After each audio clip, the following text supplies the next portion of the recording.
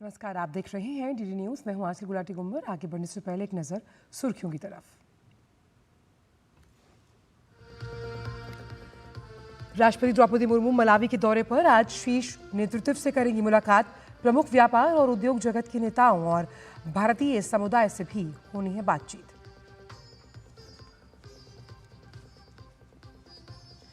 झारखंड में पहले चरण की 43 सीटों के लिए आज से नामांकन शुरू।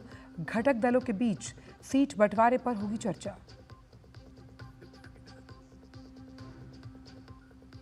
शपथ ग्रहण के बाद हरियाणा कैबिनेट की पहली बैठक अब से थोड़ी देर में होगी शुरू। पोर्टफोलियो का भी हो सकता है बंटवारा। सुप्रीम कोर्ट ने बाल विवाह से निपटने के लिए अंतर्विषयक दृष्टिकोण की आवश्यकता पर दिया जोर। कानून के प्रभावी कार्यान्वयन के लिए कई दिशा निर्देश किए जारी। दिवाली से पहले ही दिल्ली में खतरनाक लेवल पर पहुंचा वायु गुणवत्ता सूचकांक। यमुना नदी की सतह पर दिखी जहरीली झाग की परत।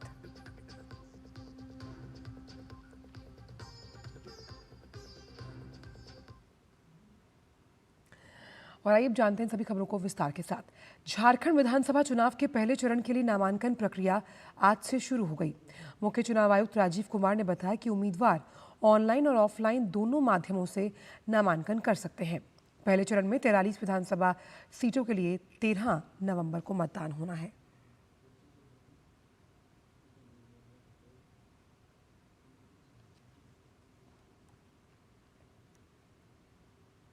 झारखंड विधानसभा चुनाव के लिए बीजेपी प्रत्याशियों की पहली सूची आज जारी हो सकती है। 2 दिन पहले प्रधानमंत्री की मौजूदगी में चुनाव समिति ने प्रत्याशियों के नाम पर मुहर लगाई थी। एनडीए फोल्डर में गठबंधन की तस्वीर लगभग साफ है। भाजपा सबसे ज्यादा 67 से 70 सीटों पर चुनाव लड़ सकती है। सुदेश कुमार महतो की party all Jharkhand students unions party के खाते में 9 से 11 सीटें आ सकती हैं। नीतीश कुमार की पार्टी जनता दल यूनाइटेड को 2 सीटें मिलने की उम्मीद है। वहीं आजसू के साथ 1 से 2 सीट पर बात अटकी हुई है।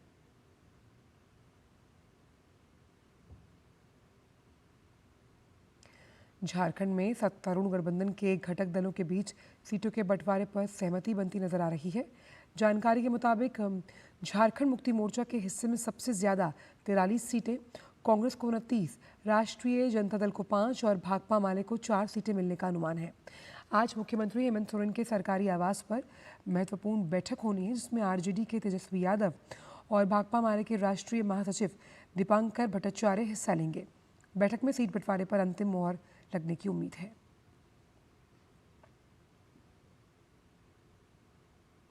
झारखंड में सीट बंटवारे को लेकर आरजेडी नेता तेजस्वी यादव आज रांची पहुंच रहे हैं। तेजस्वी घटक दलों के नेताओं से मिलकर सीट शेयरिंग पर चर्चा करेंगे। तेजस्वी यादव आरजेडी के कार्यकर्ताओं से रांची में चुनावी तैयारियों पर भी बैठक करेंगे। ये दौरा गठबंधन की रणनीति को अंतिम रूप देने के उद्देश्य से अहम माना जा रहा है।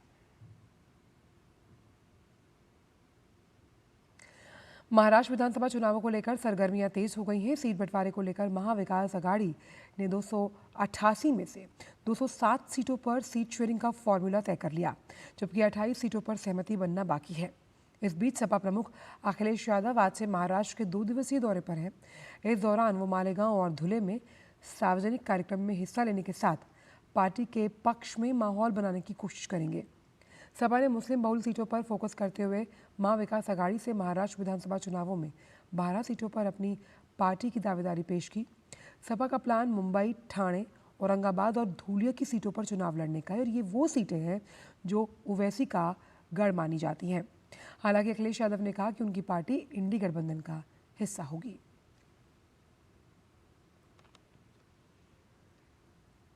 हरियाणा के मुख्यमंत्री नायब सिंह सैनी को चंडीगढ़ के हरियाणा सिविल सचिवालय में गार्ड ऑफ ऑनर दिया गया है।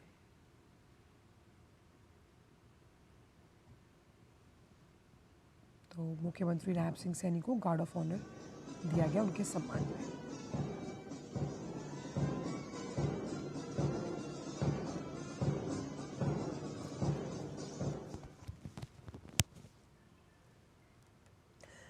मंत्रिमंडल के गठन के बाद हरियाणा कैबिनेट की पहली बैठक हो रही है। मुख्यमंत्री नायब सिंह सैनी के दूसरी बार मुख्यमंत्री बनने के बाद हरियाणा कैबिनेट की ये पहली बैठक है।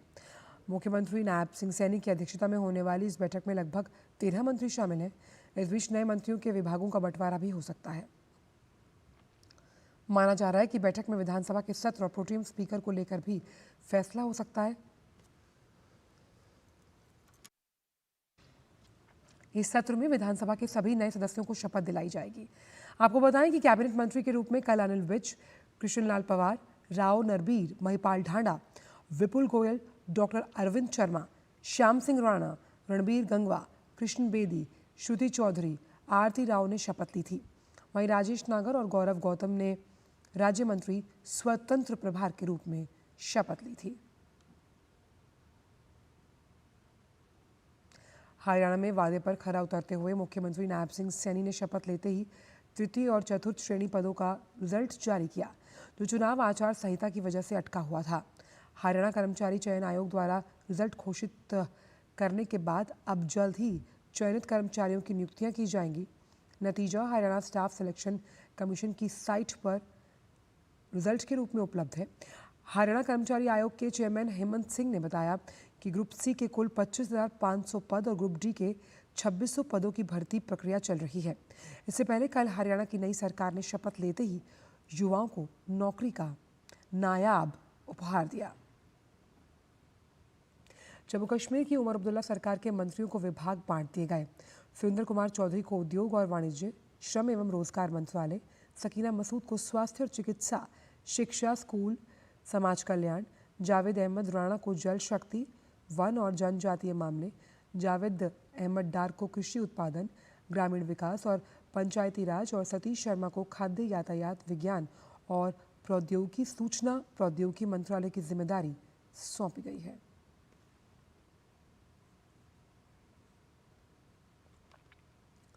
बिहार के सिवान में जहरीली पेय पदार्थ पीने से जो मौत का आंकड़ा है वो बढ़ गया और आज सुबह 9 बजे सिवान जिला प्रशासन ने 28 लोगों की मौत की पुष्टि की।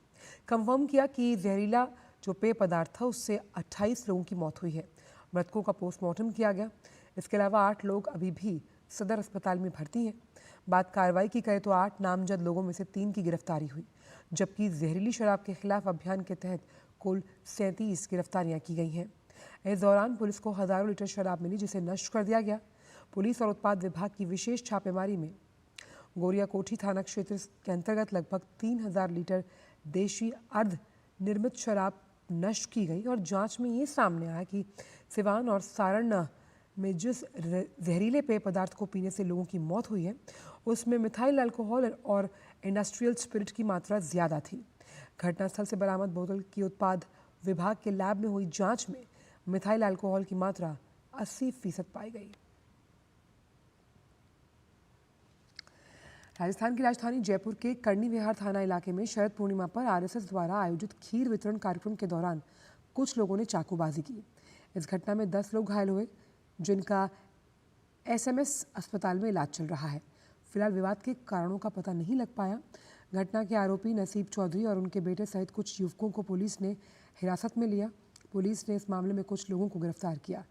कर्नल राठौड़ और विधायक गोपाल शर्मा ने एसएमएस अस्पताल में घायलों की स्थिति का जायजा लिया और इस मामले पर कर्नल राज्यवर्धन सिंह राठौड़ ने ट्विटर पर एक वीडियो भी साझा किया है।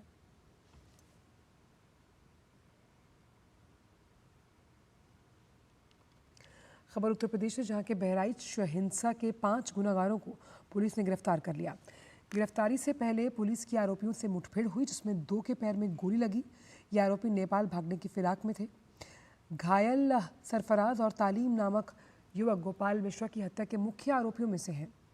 पुलिस का कहना है कि उसने राम गोपाल मिश्रा की हत्या के आरोप में मुख्य आरोपी अब्दुल हमीद, उसके बेटे मोहम्मद सरफराज, मोहम्मद फहीम, मोहम्मद तालीम और मोहम्मद अफजल को गिरफ्तार किया। पुलिस मुठभेड़ के बाद बहराइच समेत आसपास के जिलों में सतर्कता बढ़ा दी गई। बहराइच शहर में डीएमएसपी ने खुद मोर्चा संभाला, मार्च किया। उपद्रव प्रभावित क्षेत्र में बड़ी संख्या में पुलिस की तैनाती है। आज शुक्रवार के कारण पुलिस अधिक सतर्क है। इस एनकाउंटर के बाद सियासी मुठभेड़ हो रही है। विपक्ष पुलिस की कार्रवाई पर उंगली उठा रहा है। वहीं आज जुमे की नमाज के मद्देनजर इलाके में सुरक्षा व्यवस्था कड़ी कर दी गई। लगभग 50 किलोमीटर दूर ये स्थान है जो रुपईडीहा को जोड़ता है और इसी रास्ते पर पुलिस लगातार जो रामगोपाल मिश्रा है उनके हत्यारों की ट्रैकिंग कर रही थी। एसटीएफ को लगाया गया था, एटीएस को लगाया गया था, जो तमाम एजेंसीज हैं उनको अलर्ट मोड पर रखा गया था, जो बॉर्डर सिक्योरिटी फोर्स हैं उनको भी अलर्ट पर रखा गया था। और आज 5 लोगों को यहाँ से पकड़ा गया है जो 2 मुठभेड़ में घायल हुए हैं। उन 2 लोगों के पैर में गोली लगी है, एक सरफराज हैं, दूसरे तालिब हैं। 3 और लोगों की गिरफ्तारी पुलिस ने सुनिश्चित की है और उम्मीद की जानी चाहिए कि अभी जो बाकी शेष लोग बचे हैं उनकी भी गिरफ्तारियां पुलिस सुनिश्चित करेगी। जिस तरीके से तत्परता से पुलिस लगी हुई है। जयचंद सोनी के साथ ramen Singh, DD news, Bahraich से। और बात दिल्ली के भोलानाथ नगर की, जहां एक रिहायशी इमारत में भीषण आग लगी जिसमें 2 लोगों की दम घुटने से मौत हुई है। बताया जा रहा है कि आग सुबह 6 बजे के आसपास लगी। आग लगने की सूचना मिलते ही फायर ब्रिगेड के साथ पुलिस टीम तुरंत घटनास्थल पर पहुंची। 4 घायल व्यक्तियों को जीटीबी अस्पताल में ले जाया गया। वहीं फ्लैट से 2 शव बरामद किए गए। प्रारंभिक जांच में मौत का कारण दम घुटना बताया जा रहा है। आग बुझाने के लिए कुल 6 दमकल गाड़ियां लगाई गई और घटना की जांच के लिए फॉरेंसिक साइंस लेबोरेटरी की टीम को बुलाया गया। आपको बताएं कि पीड़ित भागीरथ पैलेस में बिजली उपकरण की दुकान संचालित करते थे। राष्ट्रपति द्रौपदी मुर्मू मलावी दौरे के दूसरे दिन आज वहां के शीर्ष नेतृत्व के साथ द्विपक्षीय संबंधों पर होने वाली बैठक में शिरकत करेंगी। इसके साथ ही वो मलावी में प्रमुख व्यापार और उद्योग जगत के नेताओं और भारतीय समुदाय से भी बातचीत करेंगी। राष्ट्रीय युद्ध स्मारक पर पुष्पांजलि अर्पित करने के बाद राष्ट्रपति कामाजू समाधि पर भी पुष्पांजलि अर्पित करने का कार्यक्रम है। राष्ट्रपति का मलावी के राष्ट्रपति से मिलने का भी कार्यक्रम है। केंद्रीय मंत्री गिरिराज सिंह ने आज भागलपुर से हिंदू स्वाभिमान यात्रा की शुरुआत की। यात्रा का आरंभ उन्होंने पूजा अर्चना से किया। यात्रा भागलपुर से नवगछिया होते हुए कटिहार जाएगी। इसके बाद पूर्णिया, अररिया होते हुए किशनगंज में समाप्त होगी। गिरिराज सिंह ने बताया कि यात्रा का उद्देश्य हिंदुओं को एकत्रित करना है। उन्होंने कहा कि यदि हिंदू संगठित रहेंगे तो मजबूत रहेंगे। महादेव ने हिंदू परिवार में पैदा किया, मरूंगा हिंदू। तो हिंदू को एकत्रित करना मरने के पहले, ये मेरा लक्ष्य है। हम दंगा बंद करने आए हैं। एकजुट रहोगे सशक्त रहोगे, बटोगे तो कटोगे। जब बहराइच की घटना हुई, एक शब्द नहीं अखिलेश यादव के जुबान से खुला, केवल मुस्लिम वोट के लिए। उनका तो डीएनए में ही हिंदू विरोधी है। वक्त छोटे से ब्रेक का है।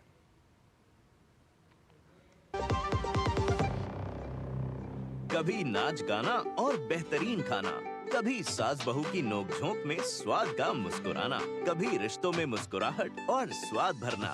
असली मसालों का उपहार MDH बनाए खास हर त्योहार, क्योंकि हर रिश्ता है स्वाद से जुड़ा। आइए मनाए खुशियों की दीपावली MDH मसालों वाली। बेटियां घर की रौनक हैं। बेटियां घर संवारती हैं। बेटियां पीढ़ियां सजाती हैं। बेटियां घर की बुनियाद कहलाती हैं। बेटियों को सलाम करता है मोंगिया स्टील, स्टील का बादशाह। सर, आप बहुत लकी हैं कि आपके बेटे ने हेल्थ इंश्योरेंस और बाकी सारी फॉर्मेलिटीज टाइम से पूरी कर दी है। मेरा बेटा? तो फिर आप? पॉलिसी बाजार। क्लेम के टाइम पे हमेशा आपकी हेल्प को तैयार। पॉलिसी बाजार, 1 करोड़ का हेल्थ इंश्योरेंस सिर्फ 390 रुपए महीने से शुरू। ये तुम्हारा खेत नहीं, खेल का मैदान है। अकेले क्या कर लोगे? अकेले नहीं, मेरे साथ है मेरा यार, जिसके सामने हुई अड़ियल मंडूसी की भी हार तुम्हारी तरह। IIL के ट्रैक्टर ब्रांड का मिलियन, गेहूं का पहरेदार, अड़ियल मंडूसी की हार। ब्रेक के बाद सभी का स्वागत। प्रज्वल रेवन्ना की मां भवानी रेवन्ना को एक महिला के कथित अपहरण के मामले में हाईकोर्ट से मिली अंतरिम जमानत के खिलाफ दायर कर्नाटक पुलिस की याचिका सुप्रीम कोर्ट ने खारिज कर दी। जस्टिस सूर्यकांत की अध्यक्षता वाली बेंच ने कहा कि आरोप पत्र दायर हो चुका है और कोर्ट को मामले में हस्तक्षेप की कोई वजह नहीं दिखती। भवानी रेवन्ना को कर्नाटक हाईकोर्ट ने अपहरण मामले में जमानत दी थी। भवानी रेवन्ना को इस शर्त पर अग्रिम जमानत दी गई कि वो मैसूर और हसन जिलों का दौरा नहीं करेंगी। इसके खिलाफ मामलों की जांच कर रही SIT ने सुप्रीम कोर्ट में याचिका दायर की थी। आय से अधिक संपत्ति मामले में ईडी ने आईएएस अधिकारी संजीव हंस के आवास पर छापेमारी की। उन्हें बिहार ऊर्जा विभाग के मुख्य सचिव के पद पर तैनात किया था। ईडी मनी लॉन्ड्रिंग मामले में संजीव हंस की जांच कर रही है। दिल्ली पुलिस ने हाल ही में घरेलू और अंतर्राष्ट्रीय उड़ानों को निशाना बनाकर दी गई बम धमकी के मामलों की जो जांच है उसे तेज कर दिया। इसके लिए दिल्ली पुलिस ने इन धमकियों का प्रसार करने वाले खातों की जानकारी के लिए सोशल मीडिया प्लेटफॉर्म से संपर्क किया। संदेह जताया गया है कि इन धमकियों के पीछे जो कई लोग हैं वो वर्चुअल प्राइवेट नेटवर्क या डार्क वेब ब्राउज़र का उपयोग कर सोशल मीडिया प्लेटफॉर्म एक्स पर अकाउंट बनाते हैं, जहां से वो कई खातों का उपयोग कर संदेश को पोस्ट करते हैं। आईपी एड्रेस का पता लगाने के लिए दिल्ली पुलिस ने सोशल मीडिया प्लेटफॉर्म से संपर्क किया। इसके अलावा दिल्ली पुलिस ने मुंबई पुलिस से भी संपर्क साझा और पुलिस ने इस मामले में एफआईआर भी दर्ज की है। और अब बात दिल्ली की आबो हवा से जुड़ी हुई। देश की राजधानी दिल्ली में प्रदूषण बढ़ता जा रहा है और AQI यानी एयर क्वालिटी इंडेक्स खराब श्रेणी में दर्ज किया गया। आज इंडिया गेट और आसपास के इलाकों में कोहरे की परत छाई हुई है। AQI 270 है। वहीं आनंद विहार में AQI 339 पर दर्ज किया गया। अक्षरधाम क्षेत्र में AQI 293 पर पहुंचा और इसे लेकर भाजपा सांसद मनोज तिवारी ने कहा कि आम आदमी पार्टी किसी भी समस्या को गंभीरता से नहीं लेती। फिर से पोल्यूशन जानलेवा हो रहा है। नदी के पोल्यूशन से लेके हवा के पोल्यूशन तक दिल्ली का जीना दूभर है, सांसें फूल रही हैं। अभी तो शुरुआत ही है, अभी देखिए आगे क्या क्या होगा। बस हम यही भगवान से प्रार्थना करेंगे किसी तरह ये 4-5 महीना दिल्ली बचे। 4 महीना बाद चुनाव है। मैं तो दिल्ली से लगातार प्रार्थना कर रहा हूँ इन सारी समस्याओं का निदान निकाला जाए और एक बार बीजेपी को मौका मिले जिससे दिल्ली को हम दिल्ली बना सकें। दिल्ली में बढ़ते प्रदूषण को लेकर बीजेपी प्रवक्ता शहजाद पूनावाला ने निशाना साधा। वायु प्रदूषण के खिलाफ विरोध जताने के लिए शहजाद पूनावाला ने गैस मास्क पहनकर वो स्मोक टावर पहुंचे। उन्होंने आम आदमी पार्टी के आरोप प्रत्यारोप की राजनीति के कारण आज दिल्ली गैस चैम्बर बन गई है, ऐसा कुछ कहा। आइए सुनते हैं। आज दिल्ली की स्थिति ऐसी बन चुकी है कि दिल्ली गैस चैम्बर बन चुका है और गैस चैम्बर आम आदमी पार्टी की जहरीली दोषारोपण की राजनीति की वजह से। आम आदमी पार्टी ने बड़े बड़े वादे किए थे, प्रदूषण मुक्त दिल्ली बनाएंगे। आज यमुना की भी स्थिति देखो और दिल्ली गैस चैम्बर बनी है। AQI लगातार गिरता जा रहा है और क्या करते हैं आम आदमी पार्टी? दिवाली के फटाकों पर बैन, हिंदू त्योहारों पर तो प्रतिबंध लगा देती है, पर यहाँ पर देखिए ये स्मोक टावर जिस पर 23 करोड़ खर्च हुआ था, उस स्मोक टावर पर ताला लगा है। दिल्ली में यमुना नदी प्रदूषण की चपेट में आ गई। कालिंदी कुंज में पानी में सिर्फ सफ़ेद झाग ही नजर आ रहा है, जो नदी की गंभीर हालत को दर्शाता है। आगामी छठ त्योहार से पहले ये स्थिति चिंताजनक है। नदी के विभिन्न स्थानों पर उच्चतम BOD और निम्नतम DO स्तर रिकॉर्ड किए गए।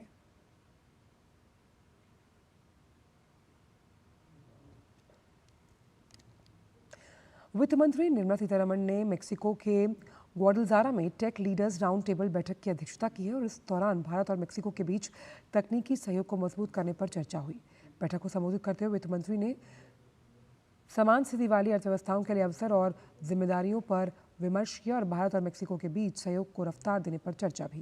वित्त मंत्री ने कहा कि मेक्सिको नियर शोरिंग के माध्यम से फल फूल रहा है, जिसके परिणाम स्वरूप बहुराष्ट्रीय कंपनियों के बीच सहयोग हुआ और प्रतिभा के आदान प्रदान के साथ जोखिम कम करने के लिए साझा प्रयास भी। वित्त मंत्री ने 2047 में विकसित भारत के लक्ष्य की दिशा में काम करते हुए भारत में तेजी से हुए बदलावों के बारे में भी बताया। वित्त मंत्री ने स्वास्थ्य, सेवा, कृषि, सस्टेनेबल सिटीज़, आर्टिफिशियल इंटेलिजेंस के क्षेत्रों में काम करने के लिए भारत के सेंटर ऑफ एक्सीलेंस के बारे में भी बात की, जिसमें मेक्सिको की रुचि हो सकती है। वित्त मंत्री ने कहा कि दोनों देश स्टार्टअप और शिक्षण संस्थानों में सहयोग के जरिए इन क्षेत्रों में एक साथ काम कर रहे हैं।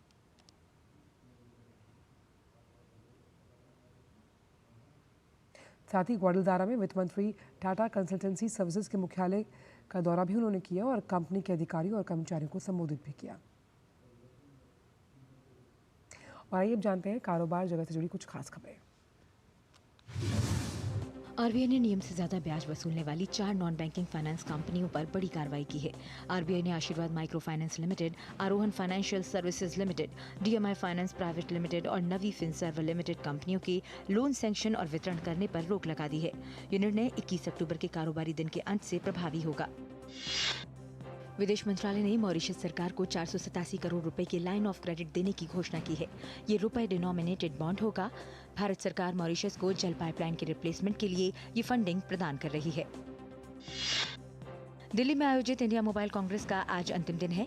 इसके तहत गुरुवार को भारत मंडपम में ट्राई ने प्रसारण क्षेत्र में उभरते रुझान और प्रौद्योगिकी पर संगोष्ठी का आयोजन किया। इसमें इमर्सिव टेक्नोलॉजीज, D2M और 5G प्रसारण के साथ डिजिटल रेडियो प्रौद्योगिकी पर सत्र आयोजित किए गए।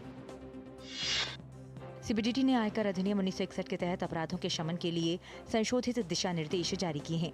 ये दिशा निर्देश जटिल प्रक्रिया को सरल बनाने के लिए कंपाउंडिंग शुल्क को भी कम करने का काम करेंगे। नेस्कॉम ने एक रिपोर्ट में बताया है कि भारत में एक्टिव जनरेटिव एआई स्टार्टअप की संख्या में 260% की बढ़ोतरी हुई है। रिपोर्ट के मुताबिक 2023 की पहली छमाही की तुलना में 2024 की पहली छमाही में जनरेटिव एआई स्टार्टअप की संख्या 66 से बढ़कर 240 हो गई है। स्टार्टअप की संख्या तेजी से बढ़ने से Bharat generative AI startup ecosystem में दुनिया में 6वें स्थान पर पहुंच गया है। कर्मचारी जमा संबद्ध बीमा EDLI स्कीम के तहत EPFO सदस्यों को अब 7 लाख रुपए तक का लाभ मिलेगा। ये योजना इस साल 28 अप्रैल से लागू मानी जाएगी। सरकार के इस निर्णय से 6 करोड़ से ज्यादा लोगों को लाभ होगा। EDLI योजना के अंतर्गत कर्मचारी की मृत्यु पर उत्तराधिकारी को बीमा का लाभ मिलता है। वैश्विक चुनौतियों और मुद्रास्फीति दबाव के बावजूद भारत के रेडीमेड गारमेंट निर्यात में वृद्धि हुई है। अपैरल एक्सपोर्ट प्रमोशन काउंसिल ने बताया कि इस साल सितंबर माह में भारत के रेडीमेड परिधान निर्यात में 17% का उछाल आया है। केंद्र सरकार रेल रैक के जरिए प्याज की बढ़ती कीमतों को नियंत्रित करने के लिए प्रयासरत है। ये पहली बार है जब मूल्य स्थिरीकरण हस्तक्षेप के अंतर्गत थोक परिवहन के तरीके को अपनाया गया है। इसके तहत सरकार 1600 मीट्रिक टन प्याज कांदा फास्ट ट्रेन द्वारा नासिक से दिल्ली ला रही है। रिलायंस रिटेल वेंचर्स लिमिटेड ने मदर केयर PLC के साथ संयुक्त उद्यम बनाने की घोषणा की है। मदर केयर माता पिता और छोटे बच्चों के लिए उत्पादों का निर्माण करती है। इस समझौते के तहत रिलायंस UK संयुक्त उद्यम में 51% हिस्सेदारी रखेगी, जबकि mother care global brand limited शेष 49% हिस्सेदारी अपने पास रखेगी। मारुति सुजुकी इंडिया लिमिटेड ने मानेसर प्लांट में 1 करोड़ उत्पादन का आंकड़ा पार कर लिया है। कंपनी के CEO ने कहा कि कंपनी की ये उपलब्धि भारत की मेक इन इंडिया के प्रति प्रतिबद्धता को दिखाती है। Hyundai मोटर इंडिया का IPO 2.37 गुना सब्सक्राइब हुआ है। IPO में सबसे ज्यादा बोली क्वालिफाइड इंस्टीट्यूशनल बायर्स ने लगाई है। कंपनी के शेयर नेशनल स्टॉक एक्सचेंज और बॉम्बे स्टॉक एक्सचेंज पर लिस्ट होंगे। अमेरिकी उपराष्ट्रपति और डेमोक्रेटिक उम्मीदवार कमला हैरिस और पूर्व राष्ट्रपति और रिपब्लिकन उम्मीदवार डोनाल्ड ट्रंप के बीच जुबानी जंग जारी है।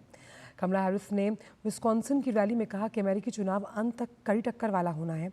उन्होंने ट्रंप पर निशाना साधते हुए कहा कि अमेरिका के लोग ट्रंप से ऊब चुके हैं और वो राष्ट्रपति बनने के लिए अयोग्य हैं।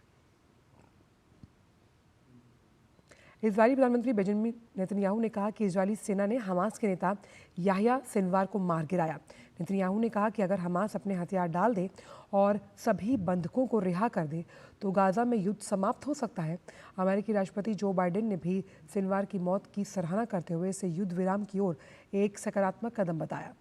बाइडेन ने नेतन्याहू को बधाई देते हुए कहा कि अब युद्ध समाप्त करने और गाजा में बंधकों को सुरक्षित वापस लाने का समय है। नेतन्याहू ने उम्मीद जताई कि इस घटनाक्रम से ईरान समर्थित हमास और हिजबुल्ला पर भी असर पड़ेगा, जिसने क्षेत्र में शांति का रास्ता बन सकता है। Yahya Sinwar is dead. He was killed in Rafah by the brave soldiers of the Israel Defense Forces. While this is not the end of the war in Gaza, it's the beginning of the end. To the people of Gaza, I have a simple message. This war can end tomorrow. It can end if Hamas lays down its arms and returns our hostages. प्रभु श्री राम की नगरी अयोध्या में दीपोत्सव 2024 की तैयारियां जोरों पर हैं। इस अवसर पर एक दिया प्रभु श्री राम के नाम कार्यक्रम का शुभारंभ किया जा रहा है। कई वर्षों से दीपावली के अवसर पर अयोध्या में सरयू के तट पर दीपोत्सव का भव्य आयोजन हो रहा है।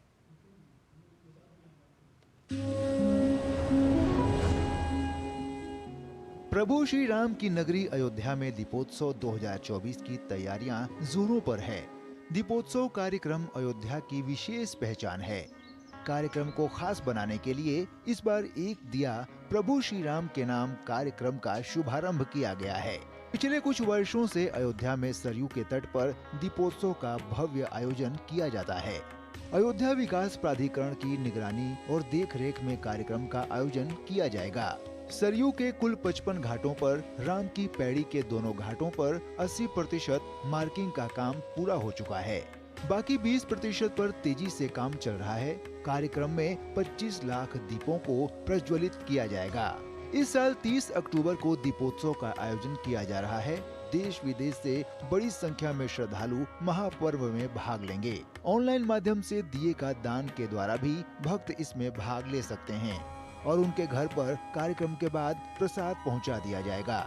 डॉक्टर राम मनोहर लोहिया अवध विश्वविद्यालय प्रशासन ने कुलपति के निर्देशन में दीपोत्सव के भव्य आयोजन को लेकर 22 समितियां गठित की हैं। इसके अलावा राम की पैड़ी समेत घाटों पर मार्किंग के कार्य को भी तेजी से आगे बढ़ाया जा रहा है। एक दिया प्रभु श्री राम के नाम कार्यक्रम में भाग लेने वाले विदेशी श्रद्धालुओं को प्रतिफल के रूप में प्रसाद भेजा जाएगा। प्रसाद को उत्तर प्रदेश राज्य ग्रामीण आजीविका मिशन के द्वारा निर्मित किया जाएगा। इसके अलावा अन्य चीजों के आयोजन के लिए विभिन्न प्रकार की समितियों का गठन किया गया है और इसके लिए युद्ध स्तर पर कार्य जारी है। Bureau report, DD news. फिलहाल समाचारों में इतना ही। दीजिए इजाजत। नमस्कार।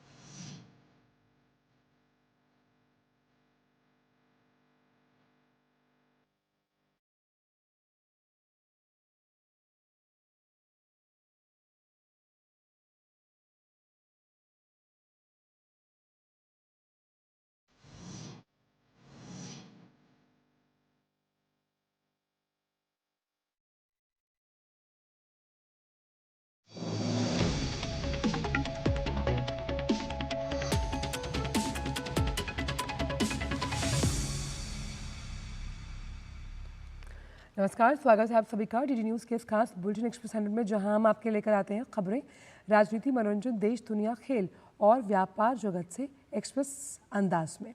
मैं हूं आंचल गुलाटी गुम्बर। देखते हैं खबरों को तेज़ रफ्तार के साथ। और एक्सप्रेस 100 में तमाम खबरें होती हैं राजनीति, खेल जगत के साथ साथ ग्लैमर वर्ल्ड से भी जुड़ी हुई। यहाँ पर हम आपको बताएंगे टॉप 10 नेशनल न्यूज़। आइए सीधे रुक करते हैं एक्सप्रेस 100 का और देखते हैं तमाम खबरें एक्सप्रेस अंदाज में। बिहार में आज से बीजेपी नेता और केंद्रीय मंत्री गिरिराज सिंह हिंदू स्वाभिमान यात्रा निकाल रहे हैं, जो पहले पड़ाव में भागलपुर से किशनगंज का सफर करेगी तय।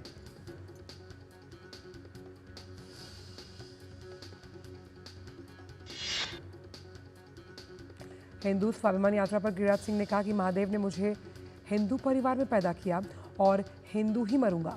मरने से पहले हिंदुओं को एकत्रित करना मेरा लक्ष्य। वक्त एक छोटे से ब्रेक का है। वक्त एक ब्रेक का।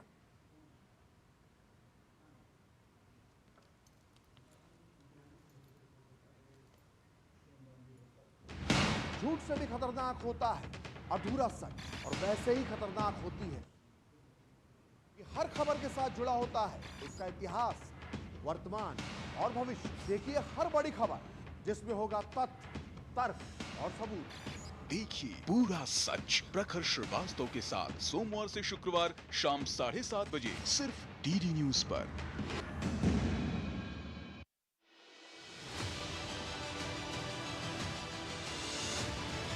बॉक्स ऑफिस पर किसने मचाया धमाल, कौन हुआ बेहाल, ऑस्कर से गोल्डन ग्लोब तक, कान से इफ्फी तक, बॉक्स ऑफिस की सारी हलचल, सिने जगत की हर खबर। देखिए सिनेमा की दुनिया हर शनिवार सिर्फ डीडी न्यूज पर। कहीं हरियाली फैलाने की है मुहिम, कहीं नदियों की सफाई का है जज्बा। मिलवाएंगे आपको स्लीपर मैन से भी,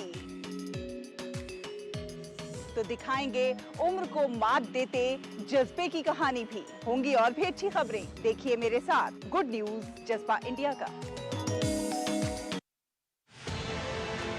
रोजगार घोटालों से